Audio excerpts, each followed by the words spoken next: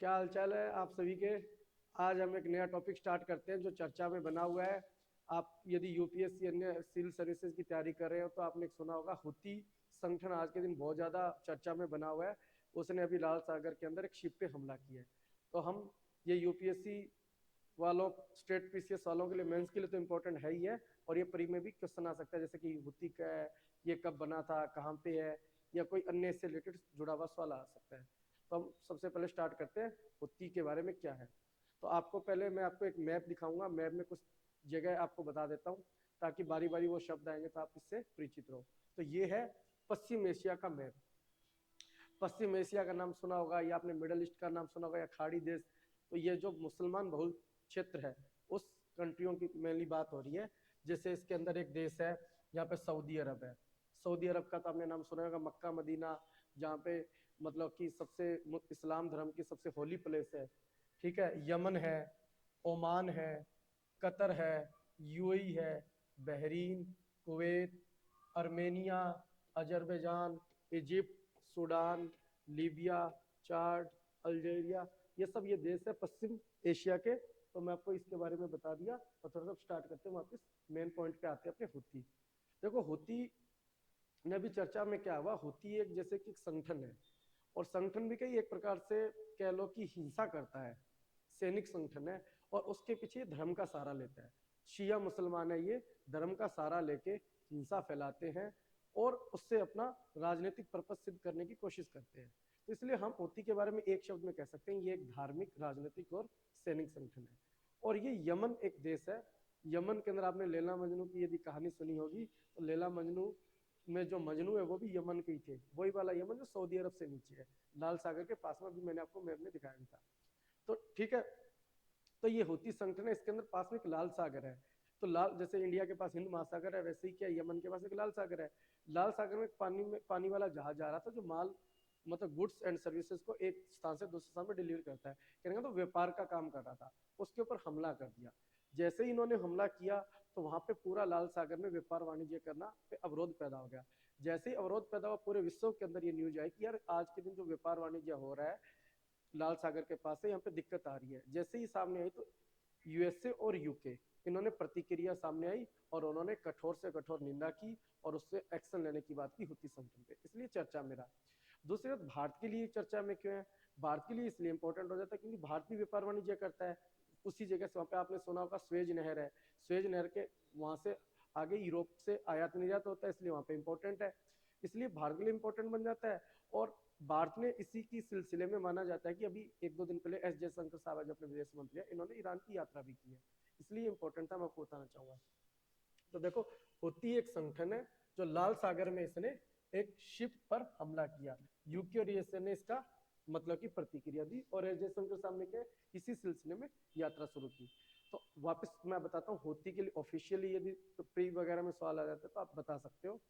ठीक है, ये आपको वैसे भी जब मेंस के लिए पढ़ रहे हो तो हुती के बारे में बताना चाहिए। हुती 1990 के दशक में एक संगठन बना था, शिया मुसलमानों का संगठन है और यमन में इसकी स्थापना हुई। राजनीतिक, धार्मिक और राजनीतिक पर्पज के लिए काम करता है। ठीक है, तो यहाँ पे एक शब्द है शिया मुसलमान। शिया मुसलमानों के लिए आप सीधा सा मैं बता देता हूँ, जो मुसलमान धर्म है उसमें से कुछ लोग शिया मुसलमान होते हैं, कुछ सुन्नी मुसलमान होते हैं। सुन्नी मुसलमान वो होते हैं जो पैगंबर मोहम्मद की जो उनका संदेश है, फिलोसफी है पैगंबर साहब की, उस फिलोसफी को फॉलो करते हैं, उसको सुन्नी मुसलमान माना जाता है। और जो लगभग पूरे विश्व के जो 2 अरब मुसलमानों से 85% मुसलमान माने जाते हैं सुन्नी है। और एक अन्य शिया मुसलमान है। शिया मुसलमान वो माना जाता है कि पैगंबर मोहम्मद के उत्तराधिकारी इनके दामाद या इनके रिश्तेदार होंगे, उनको शिया मुसलमान माना जाता है। और शिया मुसलमान पूरे मुसलमानों का लगभग 15% के आसपास है। कुछ देशों में शिया बहुल कंट्री कुछ ही है, बाकी पूरे जो विश्व के जो मुस्लिम कंट्री उसमें मेजोरिटी किसकी है, सुन्नी मुसलमानों की। और शिया मुसलमानों में लगभग 5 देश ऐसे माना जाता है, जैसे ईरान माना जाता है, इराक माना जाता है, लेबनान को भी आप कह सकते हो।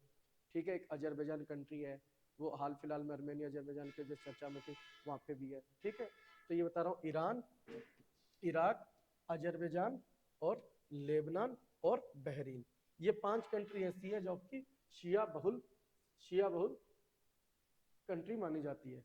ठीक है, और भारत के लिए इंपॉर्टेंट क्या होता है, क्योंकि भारत जो ईरान है, ईरान जो ऑफिशियल माना जाता है शिया मुसलमानों का देश है। और ईरान इस समय जो हुती ने जो हमला किया लाल सागर पे, तो ईरान ने हुतियों का समर्थन किया। जैसे ही ईरान ने समर्थन किया तो माना जाता है कि लाल सागर से व्यापार बाधित होना और बढ़ना तय है, और इसकी वजह से भारत के व्यापार पर प्रतिकूल असर पड़ रहा था। दूसरा, भारत का ऊर्जा सुरक्षा के लिए बहुत महत्वपूर्ण था, क्योंकि हम तेल का आयात इधर से ही करते हैं। तो इसलिए भारत ने जो इस समय जो ईरान के अंदर एक चाबहार बंदरगाह स्थापित कर रहा है अफगानिस्तान ईरान की सहायता से, तो इसलिए चाबहार बंदरगाह की इंपॉर्टेंस बढ़ जाती है। तो इसी सिलसिले में हूथी वाला मुद्दा और चाबहार के इंपॉर्टेंस के सिलसिले में भारत के विदेश मंत्री एस जयशंकर साहब ने ईरान की यात्रा की है।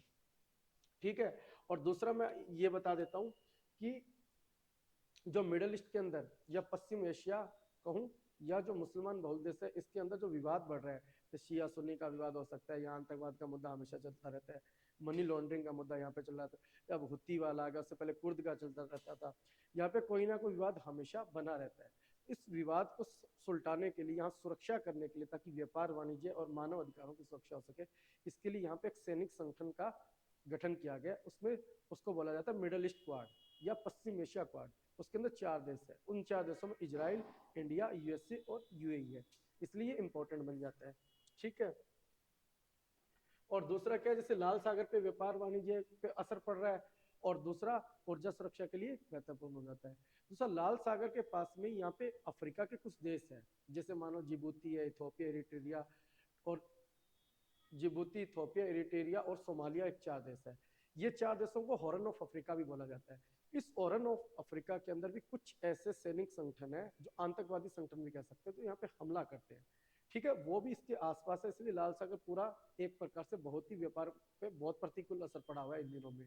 और दूसरा, यहाँ पे जो जिबूती देश है, जिबूती के अंदर जो चीन है, चीन की एक नीति आपने देखा होगा, one belt one road, one belt one road. उस नीति के तहत चीन ने जिबूती के अंदर सैनिक अड्डा स्थापित किया है, और जैसे चीन ने सैनिक अड्डा स्थापित किया है और हॉर्न ऑफ अफ्रीका में आतंकवादी गतिविधियां बढ़ रही हैं और उधर लाल सागर में हुती एक्टिव है, तो ये पूरा जो लाल सागर ऊपर स्वेज नहर है और ये यूरोप एशिया का जो व्यापार है, इस पर प्रतिकूल असर पड़ रहा है, इसलिए भारत के लिए बहुत इंपॉर्टेंट मुद्दा बन जाता है। ठीक है, जैसे ही भारत के लिए इंपॉर्टेंट मुद्दा बन जाता है, चर्चा में आता है, तो हम यूपीएससी और स्टेट सिविल सर्विसेज की तैयारी करने वाले लोग हैं या अन्य कोई भी भारतीय, उनके लिए इंपॉर्टेंट बन जाता है। और यूपीएससी के लिए खासकर जीएस पेपर 2 में आपने देखा होगा एक टॉपिक है भारतीय विदेश नीति अंतरराष्ट्रीय संबंध, उसके लिए बहुत ज्यादा इंपॉर्टेंट है। तो कुल मिला के चर्चा का सार यही है, हुती अभी चर्चा में बना हुआ है, इसके बारे में मैंने एग्जाम ओरिएंटेड लगभग सभी बातें बताने की कोशिश की है। यदि फिर भी कोई चीज़ रह गई है, हो सकता है, मैं भी एक इंसान हूँ, गलती किसी से भी हो सकती है, तो आप मुझे कमेंट सेक्शन में करके बता सकते हो, ताकि मैं अगली वाली वीडियो में इसके अंदर सुधार कर पाऊँ। बाकी तो आप पढ़ते रहिए और हमारे चैनल को सब्सक्राइब भी करो, थोड़ा कमेंट भी करो और कोशिश करो शेयर भी करो, ताकि हम भी अच्छी से अच्छी क्वालिटी आप लोगों तक पहुँचा पाएँ। जय हिंद, बाय बाय।